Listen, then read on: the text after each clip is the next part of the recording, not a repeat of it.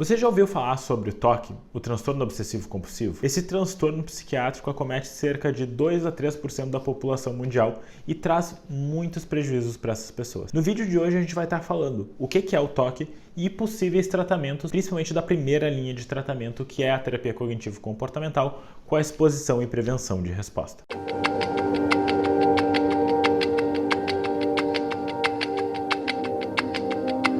Mas antes da gente entrar nesse vídeo, eu me chamo Leonardo Weinberg, eu sou psicólogo e mestre em psicologia, e nesse canal eu falo sobre psicologia e psicoterapia e como esses temas eles podem estar interferindo na vida de vocês. Se tu gostar desse vídeo, não se esquece de se inscrever aqui no canal, comentar e compartilhar com teus amigos. Ainda vocês podem me seguir no Instagram e no TikTok, no @leonardo.weiner, onde eu sigo falando ainda mais e divulgando ainda mais conteúdo sobre psicologia e psicoterapia, e o nosso diálogo pode ficar ainda mais próximo. Antes da gente entrar e explicar o que é uma obsessão, o que é uma compulsão e o que é o transtorno obsessivo compulsivo, o TOC, eu quero ler para vocês um trechinho que fala muito e remete muito bem sobre o que é esse transtorno na vida das pessoas que são acometidos por ele. Quando caímos nas garras de um impulso compulsivo, não há lugar para se esconder, nem algo racional em que se apoiar. Resistir a uma compulsão usando apenas o autocontrole é tentar conter uma avalanche derretendo a neve com uma vela. O impulso não para de se repetir incessantemente. Eu acho que quando a gente vê esse trechinho, a gente já começa a entender o grau de sofrimento que as pessoas acometidas pelo TOC elas experienciam. E realmente não é um transtorno que simplesmente ele vai passar sem um tratamento. Tem vários estudos que apontam que a remissão dos sintomas sem um tratamento não é algo comum. Na verdade, é bem incomum que algo assim aconteça. Mas para a gente entender o que é o transtorno obsessivo compulsivo, a gente primeiro precisa entender o que são obsessões e compulsões. O que são obsessões? Obsessões são eventos mentais que geram desconforto, medo ou ansiedade nos indivíduos. E por que eu falo de eventos mentais e não só pensamentos? Porque eventos mentais vão envolver pensamentos, às vezes declarativos, como frases ou algumas sentenças que podem vir na nossa cabeça, mas também ideias e imagens mentais que podem vir de forma indesejada na nossa mente. Não precisa ter uma frase, mas a própria imagem pode ser indesejada. Em contrapartida, nós vamos ter as compulsões, que são comportamentos intencionais e repetitivos que buscam neutralizar as obsessões que o indivíduo vai ter. Muitas vezes a gente vai chamar as compulsões de rituais. Vão ter esse funcionamento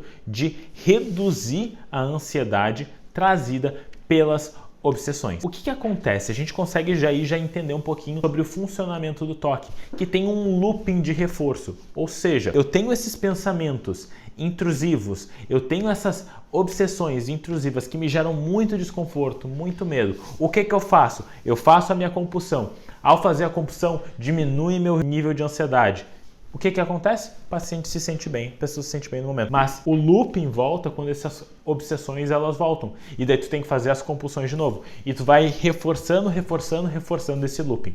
E a nossa ideia como terapeutas é trabalhar com isso e poder quebrar esse looping e ainda assim reduzir a ansiedade dos nossos pacientes. Falando ainda sobre o transtorno obsessivo compulsivo, a gente pode pensar até em pessoas e celebridades que falam abertamente sobre o transtorno e podem também colocar um pouco de luz sobre esse tratamento. A gente vai ter o Daniel Radcliffe, que é o Harry Potter, e o David Beckham, que falam abertamente sobre as experiências que eles tiveram com o TOC. Uma outra fonte que vocês podem estar olhando é o livro O Homem que Não Conseguia Parar, que é um livro incrível que fala sobre a jornada do escritor no trabalho com o seu TOC. O TOC, como a gente falou, ele vai se manifestar nessa relação entre essas obsessões e essas compulsões e vai gerar no indivíduo uma sensação muito desconfortável de ansiedade e medo. Quais são os pensamentos, as obsessões mais comuns? Bom, isso vai variar bastante, mas a gente pode pensar em contaminação, em simetria, pensamentos de cunho sexual e como essas questões elas vão estar influenciando o nosso paciente, que vai ter comportamentos que vão ser as compulsões, que não precisam ser necessariamente relacionadas. Vamos imaginar, eu tenho um pensamento sexual, como é que é a minha neutralização, como é que é o meu ritual? Bater 3 vezes na madeira. Ah, tá, mas se tu faz isso, é ok. Mas imagina que isso acontece por mais de 6 horas por dia, por mais de 6 horas por dia tu tá aqui, ó.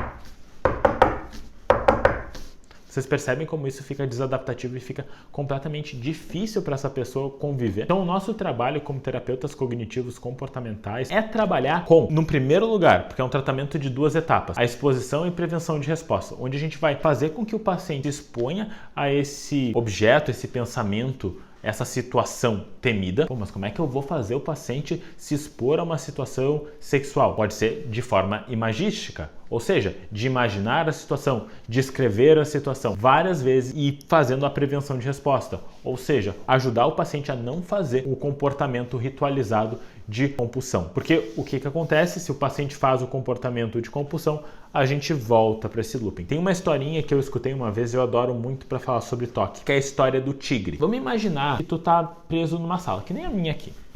Pensar aqui, 4x4. Pega um tigrezinho pequenininho, bonitinho. Ele é fofinho, né? E a gente alimenta. O que acontece com o tigre toda vez que a gente alimenta? Ele cresce. Ele cresce. Só que esse tigrezinho, ele vai te batendo no teu braço pedindo comida. No início é bonitinho. No início não dói tanto. Mas na medida que esse tigre, ele cresce, fica doloroso e machuca quando ele pede. Quando a gente para de alimentar o tigre para sobreviver, o que vocês acham que o tigre faz? Ele vai bater incansavelmente para pedir a comida. Incansavelmente, e vai doer. E vai machucar, mas eventualmente o tigre vai perder força e ele vai ir definhando. Então, quando a gente pensa no toque, é mais ou menos assim o tratamento nessa etapa de exposição e prevenção de resposta. O paciente muitas vezes está com esse ritmo e esse ciclo de obsessão e compulsão muito bem estruturado. Nós, como terapeutas, a gente vai ter que fazer o paciente se expor a essa questão ansiogênica e lidar com essa ansiedade para não entrar nesses comportamentos. E eu vou ser muito honesto com vocês, é bem desconfortável. Para os pacientes é bem desconfortável esse trabalho e a gente vai com certeza fazendo essa exposição de forma sistemática. A gente não vai botar o paciente na situação mais punk, mais difícil da vida dele que ele consegue imaginar de primeira, mas a gente vai fazendo isso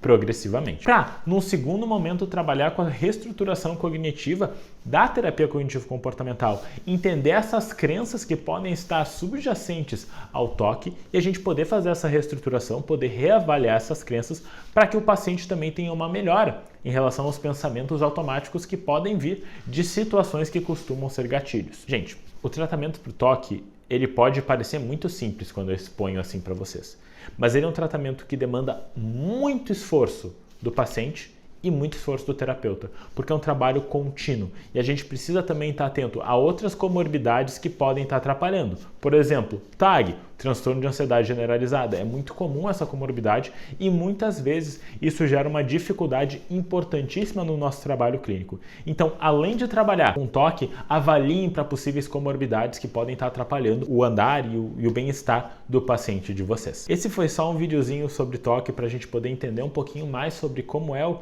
funcionamento do transtorno e como se dá esse tratamento, que é a primeira linha de tratamento. Então, a melhor evidência que nós temos no momento é a exposição e prevenção de resposta para o toque. Esse é o nosso vídeo de hoje. Espero que tu tenha gostado. Se gostou do vídeo, não esquece de se inscrever, comentar, me seguir no Instagram e no TikTok.